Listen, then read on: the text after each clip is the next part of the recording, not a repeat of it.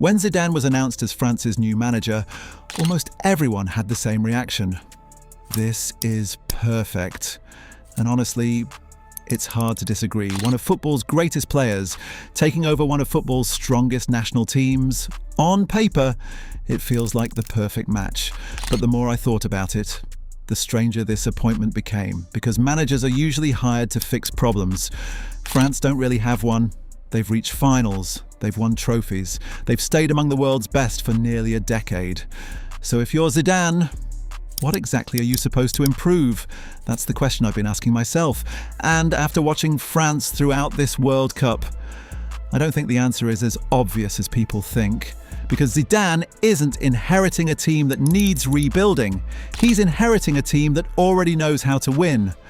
The real challenge is deciding whether changing that team will make France stronger or accidentally make them weaker.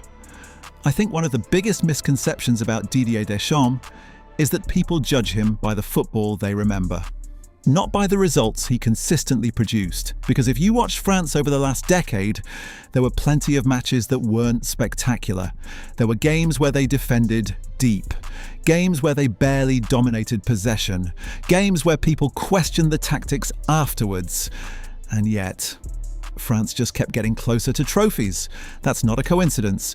Deschamps never tried to build the most entertaining team in international football.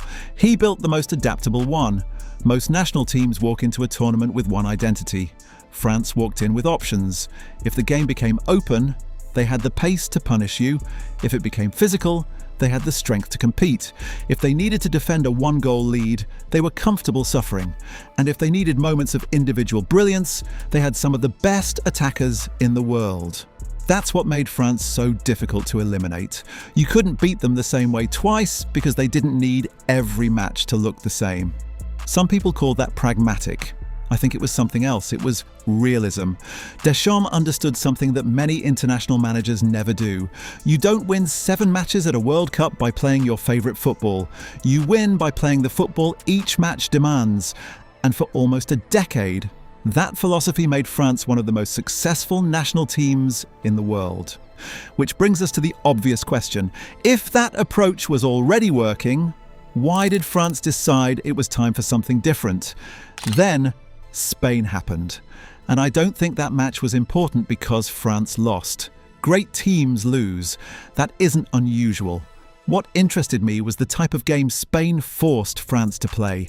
For years, France have been one of the best transition teams in international football. Win the ball, attack quickly, let players like Mbappé, Dembélé and Olise run into space. Very few teams can stop that consistently. The problem is, Spain never gave them that game. They kept the ball, controlled the rhythm, and perhaps most importantly, they refused to leave the spaces France usually attack. Suddenly, France had to do something they rarely need to do: create chances against a settled defence. That changes everything. Your attackers receive the ball with defenders already in position. Your midfield has to break compact defensive blocks instead of launching counterattacks. Every attack becomes slower. Every decision becomes more difficult. And that's where I think France looked uncomfortable. Not because they lack talent, they have as much talent as anyone, but because they were asked a different football question. One they haven't needed to answer very often. Now, one match doesn't erase everything Deschamps achieved. It would be ridiculous to claim that. But it does leave behind an interesting thought.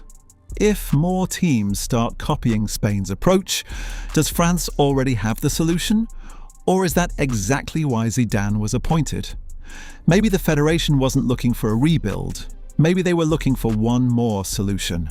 So why Zidane? Why not another coach with a similar profile to Deschamps? I think the answer is surprisingly simple. France don't need a manager who changes everything. They need one who adds something. That's exactly what Zidane did at Real Madrid. People often describe him as a manager who gave his players freedom. I think that's only half the story. What made Zidane special wasn't that he abandoned structure. It was that he knew when structure mattered and when talent should take over. If Real Madrid needed control, they controlled the game. If they needed to slow the tempo, they slowed it. If they needed individual brilliance, Zidane trusted his stars to decide the match.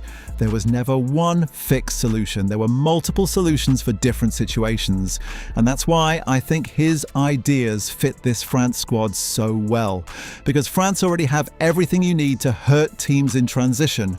Mbappe's pace, Dembele's unpredictability, Olisse's creativity, Doué's ability to break lines. Those qualities aren't disappearing overnight.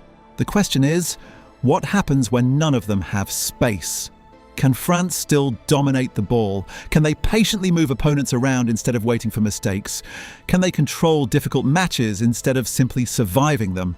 That's where I think Zidane can genuinely improve this team. Not by replacing everything Deschamps built, but by giving France another way to win. Tournament football isn't about finding one perfect system. It's about making sure every opponent asks you a different question and still having an answer. And if Zidane can give France one more answer, then Spain's blueprint suddenly becomes much harder to repeat. So what does that actually look like on the pitch?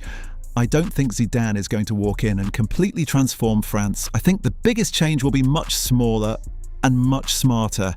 He isn't going to turn France into a team that dominates possession every game. That isn't realistic. International football simply doesn't give managers enough time to build that kind of system. France have always been comfortable attacking space. Now they need to become just as comfortable creating it. Those sound like the same thing. They're not. Think back to Spain. Mbappe wasn't chasing through balls. He was receiving the ball with defenders already waiting for him. That's the difference. France weren't missing speed. They were missing space. And that's a problem pace alone can never solve. When you're attacking space, your opponent has already made the mistake. When you're creating space, you have to force the mistake yourself. That demands a different level of patience, better positioning, smarter movement without the ball, quicker combinations in tight areas.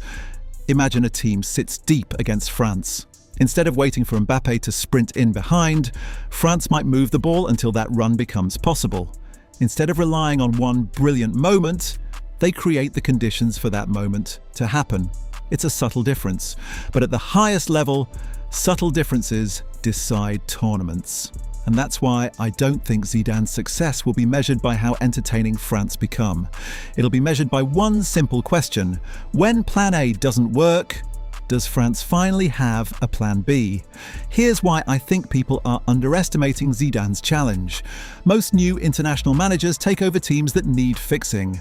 Zidane doesn't. He's taking over one of the most complete national teams in world football, and somehow he has to make them even better. That's an incredibly dangerous position to be in. Because improving a great team isn't about making lots of changes, it's about making the right one. Get it right, and France become even more complete. Get it wrong, and you've weakened a team that was already capable of reaching finals. That's why I don't think Zidane's biggest strength will be his tactics. It'll be his judgment, knowing exactly when to trust what Deschamps built, and knowing exactly where to be different. The smartest managers know which problems deserve solving, and which strengths should never be touched. And that's exactly why this appointment fascinates me. France don't need more talent. They already have that. What they need is one more answer. If Zidane can give France another solution when transition football isn't enough, without taking away everything that already makes them so difficult to beat, then this won't just be another managerial appointment. It could be the next evolution of the strongest tournament team of the last decade.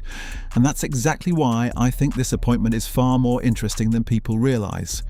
And if that happens, the rest of international football has a very serious problem.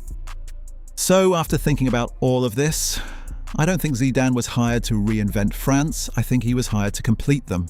Everything Deschamps built is still there. The resilience, the adaptability, the ability to win different kinds of matches. What Spain exposed wasn't a broken system. It was a missing solution.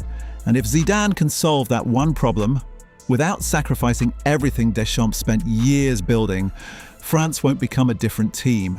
They'll become a more complete one. Maybe that's the real goal of this appointment, not replacing one football identity with another, but making France capable of winning in even more ways. Whether Zidane succeeds or not, we won't know for a few years. My prediction? Zidane won't create a new France. He'll create a more complete one. And if that happens, this could become the strongest version of France we've seen in years. And honestly, I can't wait to see whether he's the coach who unlocks it. If you enjoyed this video, let me know what you think.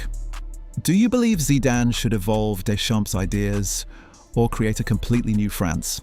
I'd love to hear your thoughts in the comments. And if you enjoy football discussions like this, don't forget to like the video and subscribe for more.